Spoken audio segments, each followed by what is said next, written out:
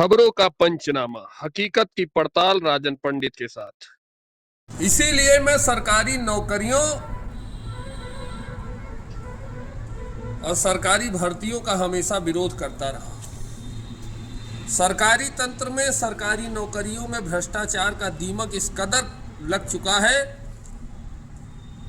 कि अब उसका इलाज नहीं है बदलने के सिवा। जैसे घर के दरवाजों में दीमक जब हद से ज़्यादा हो जाते हैं, जब टर्मिनेटर भी उस पर काम नहीं करता है तो दरवाज़ा बदल देना ही एक मजबूरी होती है। इसीलिए मैं निजीकरण और प्राइवेटीकरण का हमेशा से समर्थक रहा। एक ताज़ा खबर आई है बहराइच जिले से, उत्तर प्रदेश के। प्राइमरी में फ्री में बंटने वाली लगभग 13,000 किताबों को सरकारी कर्मचारियों ने मिलकर कबाड़ के हाथ 4 रुपए किलो में बेच दिया है। और यह किताब कंटेनर में लदकर उत्तराखंड भेजी जा रही थी। पुलिस ने छापा मारा कहीं से सूचना के आधार पर, तो किताबें बरामद हुई। आप सोचिए, शिक्षा को इस देश की बुनियाद कहा जाता है और शिक्षक उसका पालन करता होता है। शिक्षक का यह धर्म होता है कि इस देश की नींव को वह मजबूत करे। आज से कुछ वर्षों पहले जब हम जैसे लोगों का बचपन था, तब प्राइमरी स्कूल के जो टीचर हुआ करते थे वो 365 दिन स्कूल में हाजिर रहते थे। एक भी दिन ऐसा नहीं हुआ मेरे बचपन में प्राइमरी में कि हमारे मास्टर साहब समय से स्कूल ना आए हों। लेकिन आज परीक्षा देते समय ही बच्चे के मन में यह बात आ जाती है कि काश मैं प्राइमरी का टीचर बन जाता तो हराम की तनख्वाह खाने को मिलती, बहुत मजा आ जाता। 60-70 हज़ार की सैलरी, 4 से 5 घंटे की नौकरी है, वो भी ईमानदारी से नहीं करना है। हालांकि बीएसए साहब के ऑफिस से जो कर्मचारी इसमें लिप्त थे उनको सस्पेंड कर दिया गया है। माननीय योगी जी ने तुरंत इस पर कार्रवाई की है। लेकिन सोचने का विषय है कि हमारा लालच किस कदर बढ़ चुका है कि बच्चों की किताबों तक को हम नहीं छोड़ रहे। 4 रुपए किलो के रद्दी भाव में बच्चों का भविष्य बेच दे रहे हैं। क्या होगा इस देश का, क्या होगा इस देश की शिक्षा का, क्या होगा इस देश के आने वाली पीढ़ी का? कैसे पढ़ेंगे बच्चे?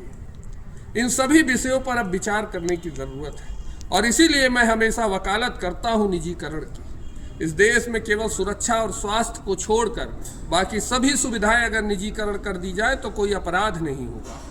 ये सरकारी नौकरी सिर्फ लूटने का एक धंधा बनकर रह गई है। हर बच्चा पढ़ाई इसलिए कर रहा है कि वो सरकारी नौकरी पा जाए ताकि सरकारी खजाने को घर बैठे लूट सके।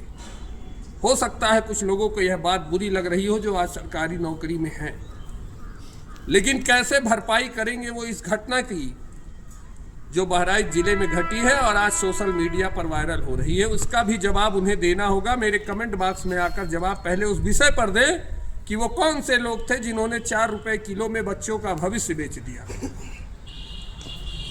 एक तरफ प्राइवेट स्कूलों में जिन किताबों को खरीदने के चक्कर में बाप माँ का जेवर गिरवी हो जाता है, उसका सम्मान गिरवी हो जाता है, जमींदारों के यहाँ वो कर्जदार हो जाता है, वही किताबें जब फ्री में सरकार बांटने को देती है तो कबाड़ी के हाथ बेच दिया जाता है। ये इस देश के हालात हैं।